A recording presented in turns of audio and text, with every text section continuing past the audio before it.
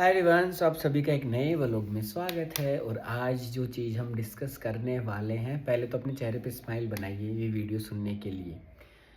कि बहुत सारे बच्चों का ऐसे मेरे पास मैसेज आया कि हम बहुत चीज़ों से सफ़र कर रहे हैं, जिसके अंदर कई बार हमारे को अलोन फील होता है। कई बार हमारे को लगता है कि हमारे को समझने वाले कोई व्यक्ति है नहीं। कई मामलों में ऐसा लगता है कि हम बहुत सारा एफ़र्ट लगा रहे हैं, लेकिन दूसरी ओर से हमारे को कोई भी रिस्पॉन्ड नहीं मिल रहा। तो याद रखिए, आप सेल्फ लव नहीं करते हैं।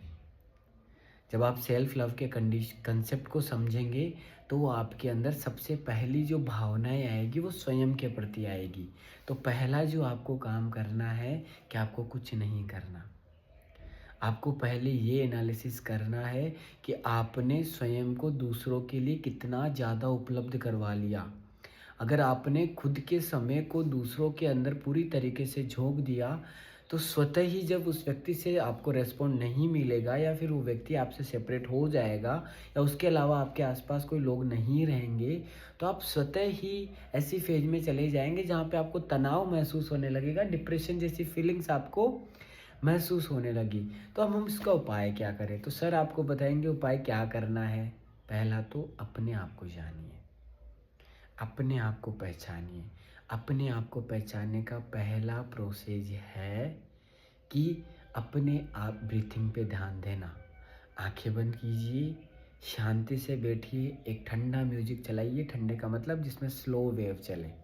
डीप मेडिटेटिव साउंड के नाम से यूट्यूब पे मिल जाएगा, उसको चलाइए। या फिर शिव की कोई भी स्तुति चलाइए और अपने नॉस्ट्रिल्स पे ध्यान दीजिए 15-20 मिनट के लिए। कुछ समय बाद आपको खुद की अनुभूति होगी। कुछ दिनों के बाद आप भूल भी जाएंगे कि आपका नाम क्या है, आपका काम क्या है, आप कहाँ से हैं, आपकी आइडेंटिटी क्या है, आपका जेंडर क्या है, आपकी समस्या क्या थी। अगर ये आप भूल पा रहे हैं, इसका मतलब आप खुद को पहचान रहे हैं। और ऐसा नहीं है कि ये चीज़ काम नहीं करेगी। मैंने बहुत सारे लोगों को इस फेज से बाहर निकाला है। मैं उनको बाहर निकालने में कामयाब रहा हूँ, जो अलग अलग प्रकार की कंडीशन से, एडिक्शन से सफ़र कर रहे थे। इवन मैंने खुद को इस कंडीशन से बाहर निकालने में 100% प्रभाव रहा है। उसके अलावा बहुत सारी ऐसी टेक्निक्स आती है, जिसमें योग निद्रा नाम का एक साउंड आएगा। अगर आप में से किसी को नींद नहीं आती है, और मैं उसकी लिंक डिस्क्रिप्शन में ऐड कर दूंगा। योग निद्रा एक साउंड आता है। आप में से किसी को भी डिस्ट्रेस हो, डिस्ट्रैक्शन हो, मूड नहीं लग रहा, उसको ईयरफोन में लगाना है, फिर लोअर साउंड को उसको बजाना, हाई पीक पे नहीं बजाना, और आंखें बंद करना और लेट जाना।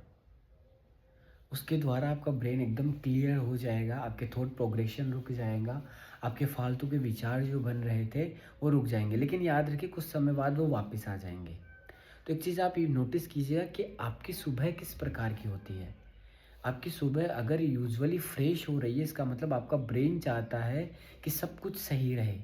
लेकिन हमने जो बाहर से चीज़ें स्टैब्लिश कर ली अपनी मानसिकता के द्वारा, वो हमारे को बड़ा परेशान कर रही है। तो इसका मतलब है कि हम अपनी मेंटल प्रोसेस पे बिल्कुल भी ध्यान नहीं दे रहे। हमारे को उस पर ध्यान देना ही पड़ेगा। उसको ध्यान देने के लिए बहुत सारे माध्यम हैं। पहला माध्यम है कि आप अपने ब्रीथिंग को पहचानें। अगर आपसे ये सब नहीं होता, तो आपको किसी आसपास में किसी ऐसी जगह पहुंचना चाहिए जहां पे लोग गाइड कर सके। जिम जाना चाहिए आपको, योगा सेशंस ज्वाइन करने चाहिए आपको। वहाँ पे आपको ऐसा अनुभव होगा जिसके बाद आपको पता ही नहीं चलेगा। लेकिन ज़्यादातर हमारे में से चाहते ही हैं कि हमारे को सॉल्यूशन मिल जाए और करना कुछ नहीं पड़े। तो याद रखिए, जो बीमारी आपने खुद ने उत्पन्न की है, वो बीमारी भी आपके कुछ एक्टिविटीज़ करने से या मेंटल प्रोग्रेस से वो चीज़ें हुई थी। ऐसे नहीं हो गया आपको किसी से अटैचमेंट। तो अगर उसको डी अटैच करना है तो प्रयास तो करना पड़ेगा। लेकिन अगर एक बार आपने खुद को जान लिया, वो जानने के बाद अगर आप किससे अटैच होंगे, तो वो क्वाइट भी आप डिफरेंट काइंड ऑफ पर्सन रहने वाले हैं। बहुत सारे माध्यम हैं इसके। मैं खुद भी चाहता हूँ कि बहुत सारे बच्चे ऑनलाइन मुझसे जुड़े। ऑफलाइन मैंने बहुत काम किया है, मैं आज भी कर रहा हूँ। ऑनलाइन मुझसे जुड़े कुछ बच्चे, अगर 5-10 बच्चे अगर गेट टुगेदर होते हैं, तो मैं ऑनलाइन सेशंस भी चलाने का प्रयास पूरी तरीके से करूँगा। लेकिन बच्चों में हिम्मत हो कि हम अपनी हेल्थ के प्रति जानने के लिए पूरी तरीके से तैयार हैं। भले आप फिजिकली नहीं पहुंच सकते, लेकिन अगर इस ये मोबाइल के द्वारा अगर आप मेरा वीडियो देख रहे हो तो आपको पता चलेगा। फिर जब आप उस ज़ोन में जाएँगे, जब आप खुद को समझने लगेंगे तो माइट भी आपको एक ऐसा पाथ मिलेगा जहाँ पे आप सोचना बंद कर देंगे अननेसेसरी। आप खुद की खोज में निकल जाएँगे और हमारे जीवन का अंतिम लक्ष्य जो है ना, वो स्वाध्याय है कि हम स्वयं का अध्ययन करें, सेल्फ एनालिसिस करें, स्वयं को जानें। तो अगर ये है तो जानिए।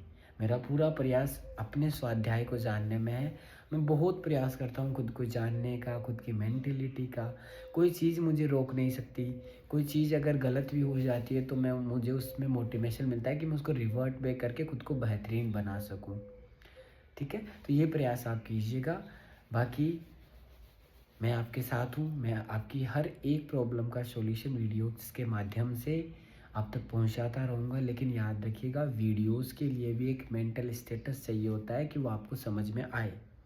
क्योंकि हर एक वीडियो और एक बात के पीछे कुछ डिफरेंट मीनिंग होता है।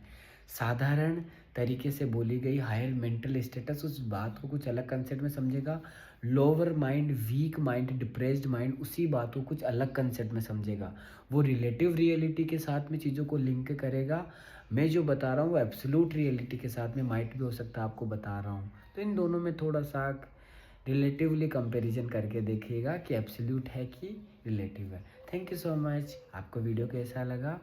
वीडियो के अंत में बताइएगा। इस वीडियो से आपको कुछ नया जानने का मौका मिला या फिर कोई मन में और डाउट अगर आप पर उत्पन्न हुए तो आप कमेंट के द्वारा साझा कीजिए।